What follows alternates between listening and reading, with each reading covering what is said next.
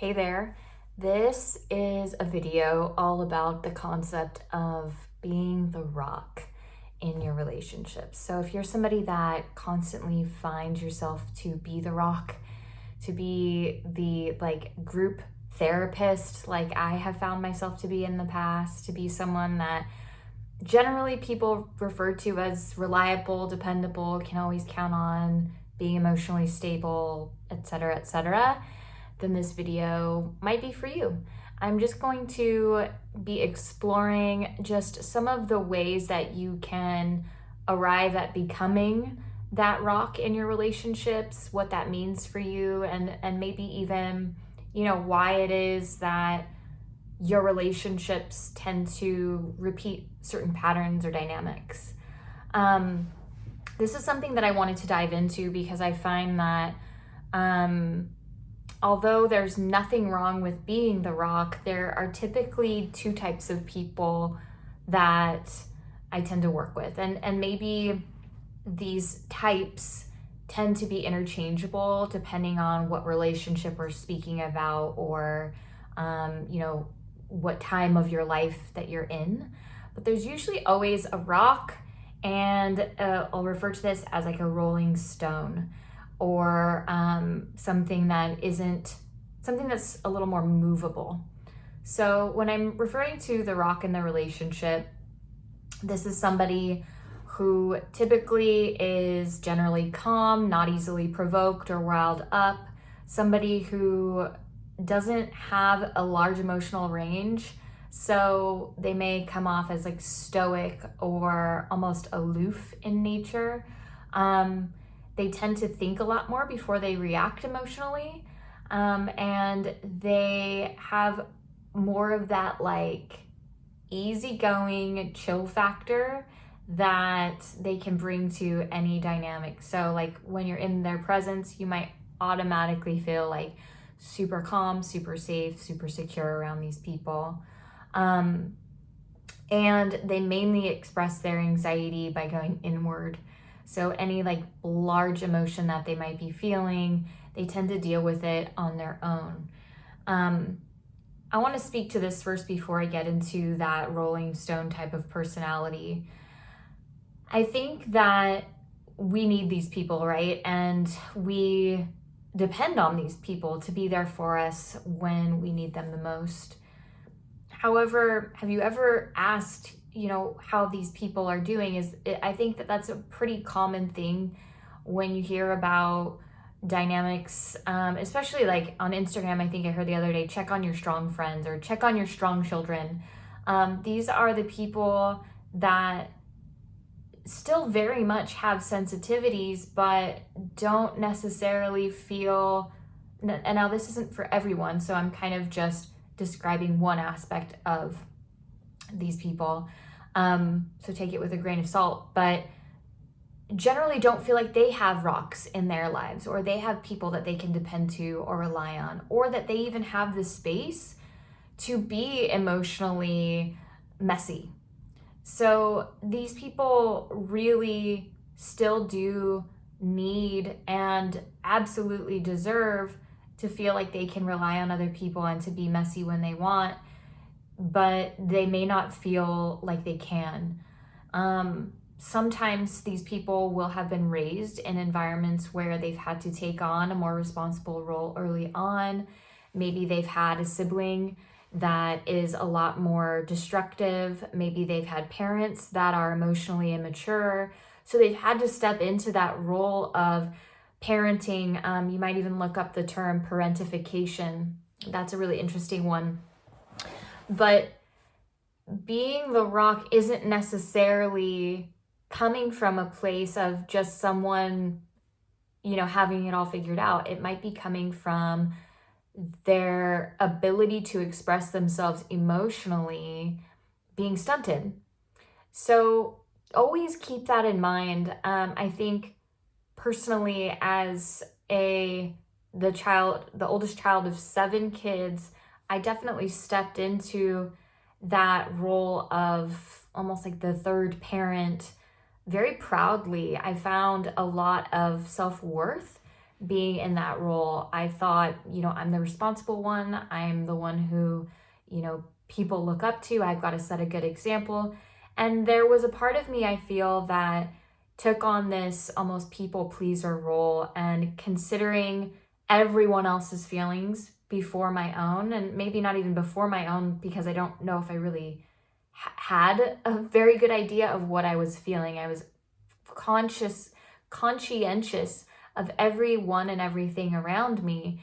And I think that makes for a very agreeable person. It makes for someone who's able to be adaptable, but it makes for also someone who doesn't quite know themselves very well and who can sometimes be easily swayed in terms of like just wanting to keep the peace in a relationship or just making sure that everybody else is taken care of at the expense of their own wants, needs, values, feelings, emotions, etc.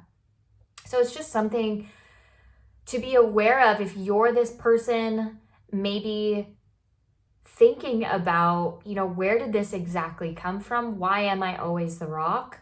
Why do I feel the need to play this role? Because essentially we are all playing different roles in our lives. So asking, those questions, and is this the role that I want to keep playing?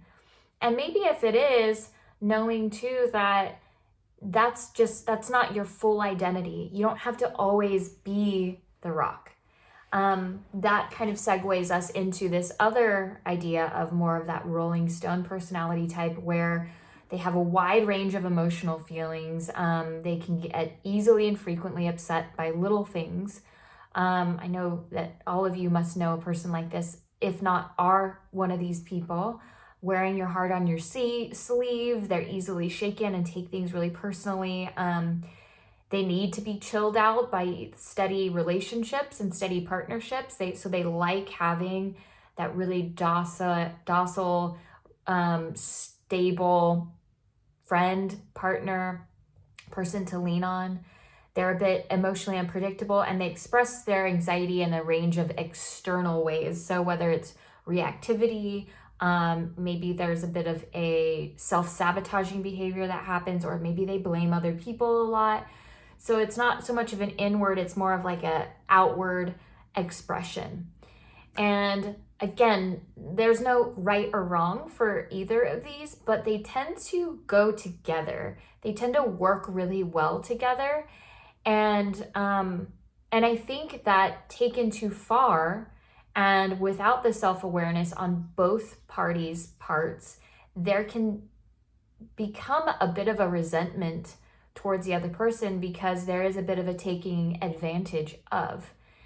And I think that people that are in more of this reactivity space all the time, it's easy for us to point the fingers at them, like, look how difficult this person is, look how immature they're acting.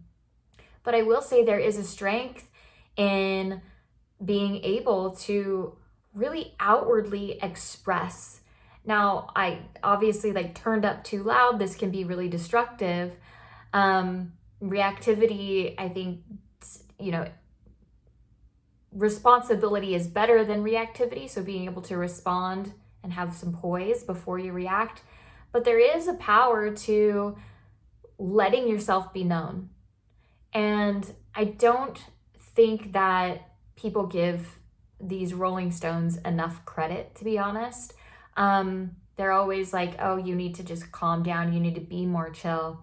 But these people are not the people pleasers. These people are the people that create action, that complain really clearly and end up potentially getting some changes made happen in their lives. They're the advocates. They're the people that are activists, right? So we need these people too. But I think that what we need to arrive at is this understanding of having both traits present in all of us is the reality, and we need to maybe not be so far on one side of the spectrum or the other, but knowing how to express when we need to, how to be messy with our emotions when we need to, and then how to calmly be with ourselves, ask deeper questions of ourselves, and respond. and how to give people that sense of groundedness. So being able to go back and forth between the two and enlist both parts of ourselves is where the magic happens. And I think that we're all capable of doing this. It's just kind of empowering both sides and saying it's not either or, it's and. It's I am very grounded and I'm super moody today, right? Like I am very capable of sitting with this emotion and I'm feeling a lot of anger boiling up inside of me, right? So being able to have a larger capacity for all sides of ourselves is important. And I think that this will help those people that are typically dimming their emotional experiences and dimming themselves in order to be the rock. We have to speak up more. We have to say what it is we need. We have to make our complaints. Like, this is an important part of being in a really healthy dynamic, is doing your part to express what it is that's true for you and what's coming up for you. And another part of this and having a healthy dynamic is being able to lean back a little bit when you're having an emotional reaction and say, what work do I need to do on myself in this moment instead, right? So I hope this is all intertwining for you as it is in my head, because I don't see these two things as necessarily separate. I mean, they are separate, but I think the goodness is when we can have more of a fluidity between the two. We don't always need to be the rock and we don't always need to be the rolling stone. We can be both when we want to be and when we need to be. And I think allowing ourselves to take up more space than just to have to fit into a box all the time. So I'd love to hear what type of personality you are typically in your relationships, and maybe why it is that you think that you are. That self-awareness is only going to create more choices for you. So always go with the asking of the more questions. Well, why am I that way? Where did that start? What is that rooted in?